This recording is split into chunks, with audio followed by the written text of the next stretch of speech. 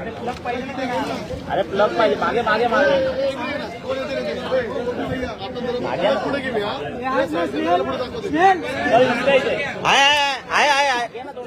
करा करा करा मागे मागे हो मागे थोडं थोडं मागे मागे मागे मागे मागे मागे मागे मागे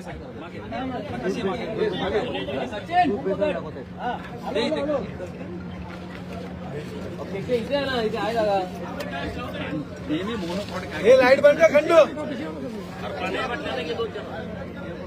नाही ही केमिकल आहे पाण्याची बाटली घेऊन एक सात उचलून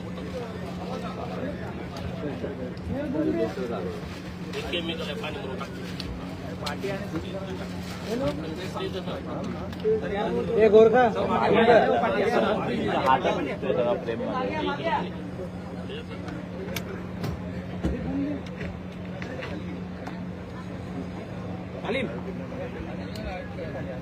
बघा हा विषय दोन प्रकारचा आहे जे महाराष्ट्रामध्ये बूम काढा हो हे लाईट बंद कर ना खंडू.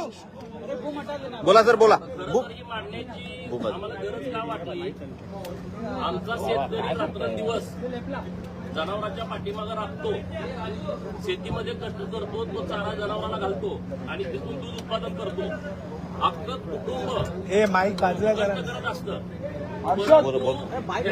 हे बूम काढा रे. अरे बूम काढा रे वर येतो ऑडिओ. बूम काढा रे. ये प्रणीत आ जा इधर. प्रणीत आ इधर. बूम सेंटर में रखते आ जा इधर. सुन नहीं रहे लोग आ जा इधर. निकेश दूध पावडर आहे की त्यामध्ये थोडी टाकली तर 250 मिली दुधाचं 1 लिटर दूध होत आहे. दुसरा प्रकार आहे केमिकल टाकायचं आणि पावडर टाकायची गाईचं दूध म्हशीचं म्हणून करना पड़ेगा ना. इन लोग सुन नहीं रहे समझ नहीं आ रहा. बोले बोले बोले. सगळी बेसन ज्याला माहित नाही ते पण करतील म्हणून आ जा इधर आगे आ जा इधर. हे तुम्हाला सगळं माहित किधर से डाल रहे थे. घ्या अजून. एमबीएस ऐकत नाही. अरे अरे घेऊन दे ना समजत नाही त्यांना. बूम मागे गेला मग असून बोलतो ना ऐकत नाही. अशी काय बूम जाऊ शकत नाही का. अरे हे नाही कोण आहे भाई आम्ही अरे बूम काढा ना तिकडून यार. समजत नाही ते करते. सचिन बूम काढ बाजूला घे. हे नाही घेत तर मी काय करू? आणता येत नाही म्हणून आम्ही ते बाटली चालू आणले म्हणजे हे 10 रुपयाचं होतलं केमिकल म्हणजे 10 रुपये माझ्या अंगावर हे दुसऱ्या प्रकार आणि पुढे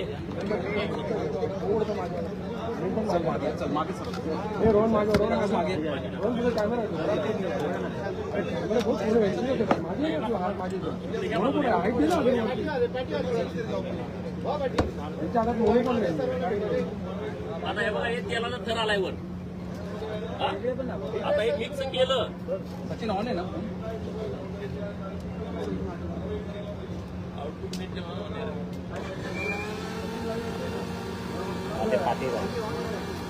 अरे बूम काढा रे बूम काढा ना यार. व्हिज्युअल मध्ये येतो रे बूम. मिक्सरचा आवाज येत नसेल. माईक मध्ये मिक्सरचा आवाज नाही. आता हे आतमध्ये. आता हे पाणी आहे 1 लिटर पाणी टाकायचं आहे आता इथं जरा साधन सामुग्री कमी आहे ना प्रोटेक्शन पाणी वेस्टेज. झालंय झालंय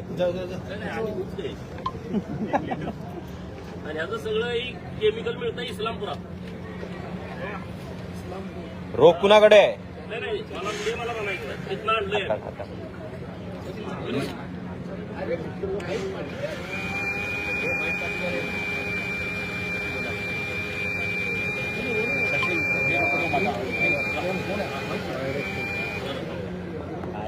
इस्लामपूरचा तो नेमका कोण आहे बघा ते नंतर तुम्ही चेक करा हा विषय राजकारणाचा नाही हा अतिशय गंभीर विषय आहे लोकांच्या जीवनाशी लोक करतायत हे पावडर टाकली का एसएनएफ वाढत नाही आणि हे केमिकल कुठल्याही टेस्टमध्ये त्याला सापडत नाही अनेक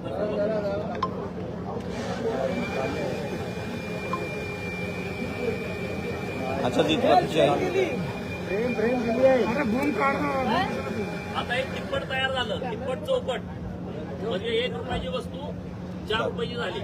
एका टँकरचे 3 टँकर करतात ते. किती? एका टँकरचे 3 टँकर करतात. बघा वाचून बघा तुम्ही. केस कसा आलाय बघा. ए पुढे नका जाऊ. मोबाईल झाड काढल्यासारखं दूध आहे ते. बूम नाही का बघा ना. अरे थांबा सर ते पण एकदम ट्रेनमध्ये येतात बघा ना. हो सांगा. हाताला पकडा, हाताला भाऊ पकडा. भाऊ थेट पोडियमवर या ना आता पोडियमवर या ना. भाऊ भाऊ पोडियमवर या ना. दुसरा प्रकार आहे की करून दाखवा लवकर इथं. करून दाखवा. अरे ते माप काढणं. कॅमेरा बूम नाही का हा एक प्रकार झाला. आता दुसरा प्रकार आहे बघा. रिस्टार्ट करा हे दूध 200 मिली. आता हे अंदाजे आम्ही टाकतोय. त्याला बाजूला व्हायला बघा हे तेल आहे. त्याला बाजूला व्हायला पिटेवाला तुम्ही जे दूध खाता पिटे बाबू पिटे बाबू बाजू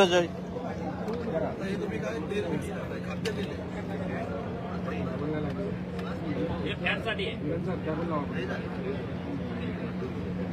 चला हे करा. आता हे तेल आहे. हे बघा ह्याचा कलर तसा जर हवा म्हणून हा चुना आहे. तुम्ही तंबाखू पण खात नाही पण रोज दुधात चुना खाताय. याचं 10 लिटर होतं बरं का. 1 लिटरचं 10 लिटर होतं.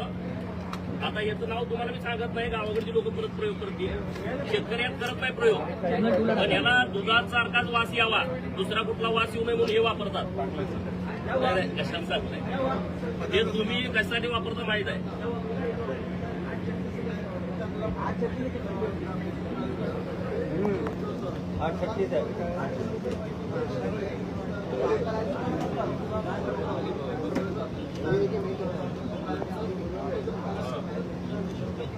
छोटू बाजू ना थोडा बाजूला जाई ना.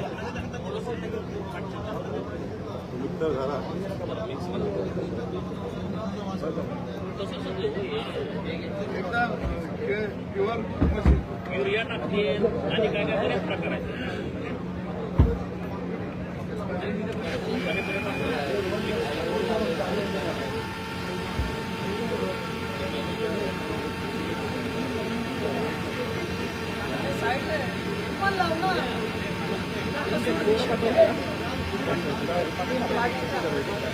चालू आहे एसएनएफ साठी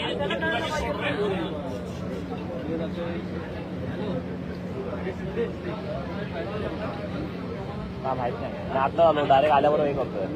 लाव नसेल तर लाव.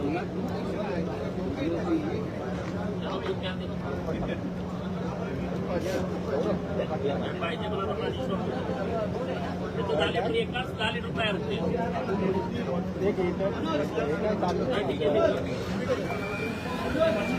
केमिकल आहे आणि ते केमिकल असं आहे 15 जर हात ठेवलं तर सकाळपर्यंत गंजतं. ते पूर्ण लाकडाच्या पॅकेजमध्ये ठेवावं लागतं. इतकं डेंजर आहे. तर शरीराचं काय करत असतं.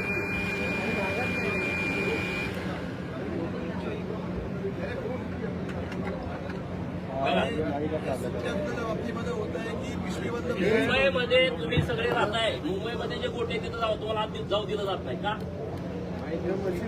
जे म्हशीचे गोटे आहेत मुंबईमध्ये तिथं मी माहिती घेतली तुम्हाला आत जाऊ दिलं जात नाही. ते बाहेर आणून दूध देतात आणि किती बी गिरायकाल तर तिथं दूध दिसतंच. कसं काय. हे सगळे असे प्रकार आहेत. शेतकऱ्यांच्या दुधाला दर मिळाला पाहिजे म्हणून ही भेसळ थांबली पाहिजे.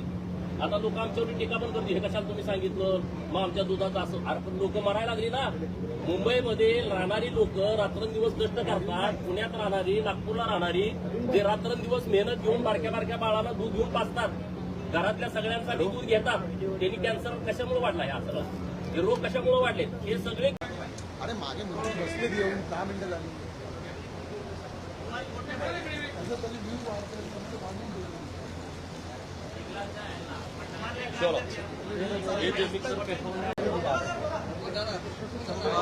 राज्यामध्ये म्हैशीचं दूध 80 ते 90 लाख लिटर तयार होतं. गाईचं दूध सर्वसाधारणपणे 1,25,00,000 लाखापर्यंत तयार होतं. आणि राज्याचं पॅकिंग जर दुधाचं बघितलं तर ते 70 लाखाच्या आसपास आहे. 30 ते 40 लाख दूध हे बाय प्रॉडक्टसाठी वापरलं जातं. राहिलेलं दूध जवळजवळ 40 लाख लिटर हे दूध पावडरीसाठी जातं. काही बाहेरच्या राज्यातले सुद्धा ब्रँड आपल्या राज्यामध्ये येत आहेत. परंतु एका बाजूला शेतकऱ्याला दुधाचा धंदा परवडत नाही. याचं कारण की भेसळीचं दूध मोठ्या प्रमाणामध्ये स्वस्त दरामध्ये बाजारामध्ये विक्रेत्यांच्याकडे येत असतं. त्यांना मोठ्या प्रमाणामध्ये भेसळीच्या दुधावरती कमिशन मिळत असतं आणि एका बाजूला शेतकऱ्यालाही लुटायचा, ग्राहकालाही लुटायचा आणि आमच्या आरोग्याशी खेळायचं असं या दूध माफियांचं या राज्यामध्ये चाललेलं आहे. आणि म्हणून अशा दूध माफियांना कडक शिक्षा झाली पाहिजे. अजामीनपात्र खऱ्या अर्थानं यांना जन्मठेपर्यंत शिक्षा झाली पाहिजे. कारण तरच दुधाळ जनावरं वाचतील, गावगाड्यातला शेतकरी वाचेल आणि आमच्या लहान लेकरा बाळांचं आरोग्य धोक्यात येणार नाही. पण सदाभाऊ, तुम्ही स्वतः सत्तेतले आमदार आहात दोघेही आणि मुख्यमंत्री तुमच्याच पक्षाचे आहेत. प्रश्न प्रमुख हाच आहे की अशा प्रकारे जे दूध भेसळ होते त्यामुळे भेसळीच्या कायद्यामध्ये बदल करायला हवा का, मनुष्यवध दाखल करावा का, ही मागणी तुम्ही मुख्यमंत्र्यांकडे करणार? 100% भेसळीचा कायदा कडक केला पाहिजे. भेसळ होता कामा नये. तिकडं तपासणी करणारे जे फूड ड्रगचे जे लोक आहेत त्याची संख्या वाढवली पाहिजे. ही मागणी आम्ही दोघं लावून धरू. कारण आम्ही गावगाड्यातली शेतकऱ्याची पोरं आहोत. कारण गावगाडा टिकला तरच देश टिकणार आहे आणि देशातली लेकरं बाळं यांना जर पोषक दूध मिळालं तरच ते त्यांचं भवितव्य पुढे घडणार आहे. या भावनेतून आम्ही या ठिकाणी हा प्रयोग दाखवला महाराष्ट्राला की कशा पद्धतीनं भेसळ माफिया राज्यामध्ये कार्यरत आहे. तुम्ही एक आरोप केला की ज्या गायींच्या आणि म्हशींच्या गोठ्यांमध्ये विक्री होत आहे. हे बघा दूध कसं आहे बघा, फेस म्हशीच्या कासातनं आता काढल्यासारखं आहे बघा. तुमच्या समोरच तयार केलंय दूध हे. तुम्ही काय डाऊट वाटतोय का तुम्हाला? गोपीचंदजी, तुम्ही जे हे आता सांगताय की गायीचे जे सुट्ट दूध विकलं जातं असे अनेक गोटे मुंबईत सुद्धा आहेत. आणि एकदा आता तपासणी होणार आहे का? तुम्ही एफडीएकडे मागणी करणार आहात का? थांबा थांबा थांबा, हे बघा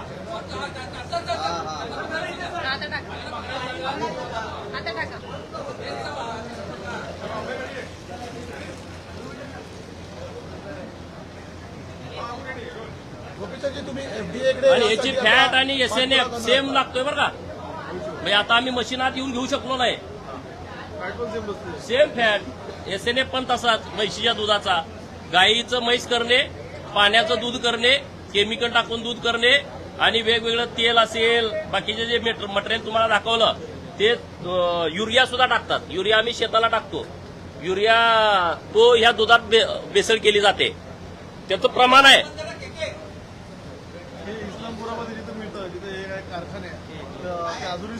हे आम्हाला इस्लामपूरमध्ये मिळालंय. तिथं मोठी एक दूध डेअरी आहे मोठ्या पोटाऱ्याची. राजकारण म्हणून मी बोलत नाही. इकडं दिखावे खूप वेगळे आहेत. दिसायला एकदम भारी आम्ही अरे तुम्ही काय करताय? हे दूध संघवाले शेतकरी दुधात भेसळ करत नाही. कधी तर तांब्यावर पाणी टाकत असेल एवढंच, ते सुद्धा तिथं लगेच मशीनवरती दिसतं. तो भेसळ करत नाही. हे डेअरीवाले एवढ्या मोठ्या प्रमाणात भेसळ करतायत आणि गब्बर झालेले आहेत. आणि त्यामुळे ह्यांना पहिलं सगळ्यांना जेलमध्ये टाकलं पाहिजे. कारण हे शेतकऱ्यांशी खेळतायत आणि ग्राहकांशी खेळतायत. आणि म्हणून राज्याचे मुख्यमंत्री महोदय यांच्याकडे आम्ही मागणी करणार आहोत, भेसळीच्या बाबतीतला कडकमधला कडक कायदा तयार करावा. आणि हे जे सगळे मोठे डेअरीवाले लोक आहेत, 1,00,000 लिटर, 2,00,000 लिटर, 3,00,000 लिटर, 5,00,000 अरे कुठनं आलं हे? 1,00,000 लिटर गोळा झाला का 3,00,000 करते ते. आता जो मी दुसऱ्यांदा प्रयोग केला ते 1 लिटरचं 10 लिटर होते.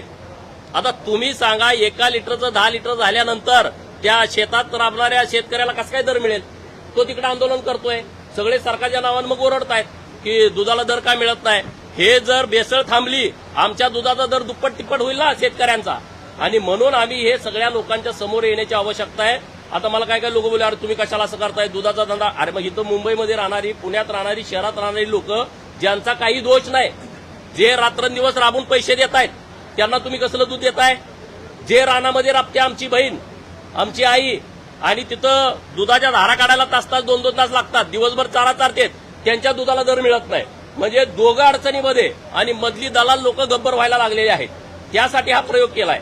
त्यासाठी हे सगळ्या लोकांच्या समोर आणण्याचा आमचा विषय आहे. तुम्ही हा सगळा विषय दाखवलाय. सर्वसामान्य मुंबईकर आहेत, त्यांनी आता दूध घ्यायचं की नाही असा प्रश्न निर्माण होते. त्यांना काय सांगा? नाही, त्यांना आमचं हीच मागणी आहे की जे चांगले दूध संघ आहेत, ज्यांची चांगली नाव आहेत, त्यांचं दूध घेतलं पाहिजे. परंतु राज्य सरकारला आमची हीच मागणी आहे की आता भेसळ थांबली पाहिजे ना. कुणीतरी यात सिरियस व्हायला पाहिजे. तिकडे कॅन्सरचं प्रमाण एवढं वाढायचं कारण काय? फक्त आता शेतातला माल, त्याच्यावरती तुम्हाला कीटकनाशकं मिळत आहेत, रासायनिक खतं मिळत आहेत, तिथं अडचण आलेली आहे. कोंबड्या घेतल्या, कोंबड्याला रोज इंजेक्शन मारायला लागतंय. ते 100 ग्राम, 150 ग्राम, 200 ग्राम रोज कोंबडी मोठी मोठी होत जाते. माणसानं खायचं काय? फक्त धनगराची बोकडं आणि मेंढरं, फक्त त्याच्यात आता केमिकल नाही. माझी आहेत म्हणून मी सांगत नाही, पण खरी वस्तुस्थिती आहे. शाकाहारी लोक मला शिवाय देतील, पण त्यांना आता अजून इंजेक्शन दिलेलं नाही. परंतु पुढे जे काही आता बंदिस्त फार्म आहेत, तिथं पण इंजेक्शन मारली जात आहेत. हर माणसानं मग खायचं काय? पण हे अमूलचं जे दूध आहे, वारणाचं आहे, गोकुळचं आहे, या मोठमोठ्या कंपन्यात देखील मोडसं ऑपरेटिंग. मी कुणाचं नाव घेणार नाही. नाही, पण मोठ्या आंतरराष्ट्रीय कंपन्या बघा ना, चेक करायचं सगळं.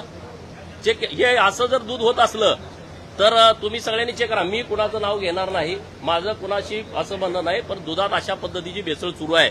मी 8 दिवस झाला ही सगळी माहिती घेऊन तुमच्या समोर आलोय.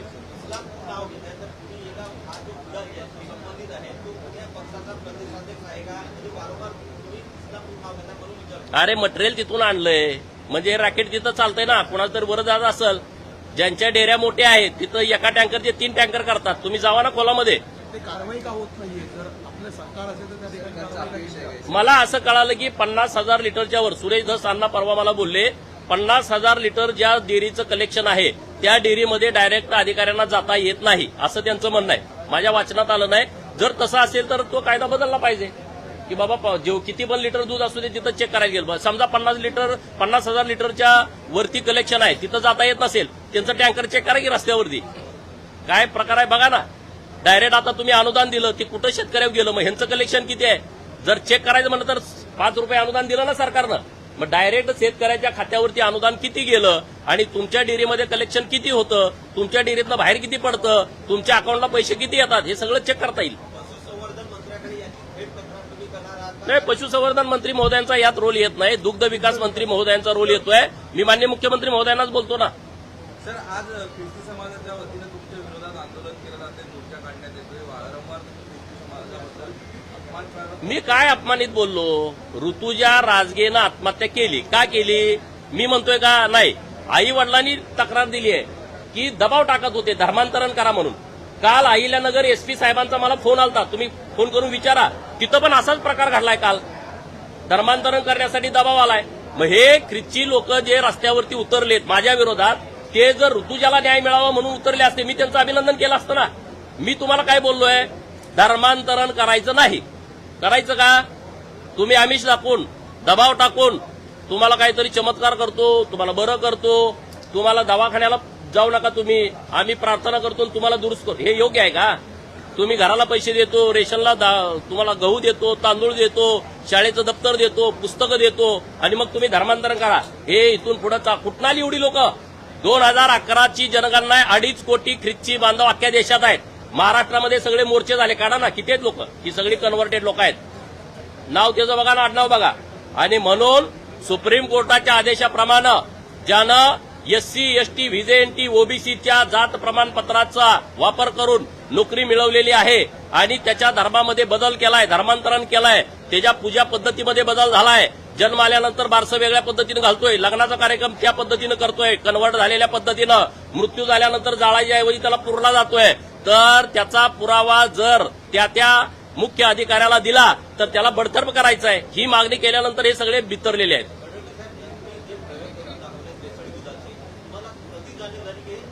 मागच्या मी 1.5 वर्ष झालं हे शोधत होतो, हे बेसळ कशी करतायत.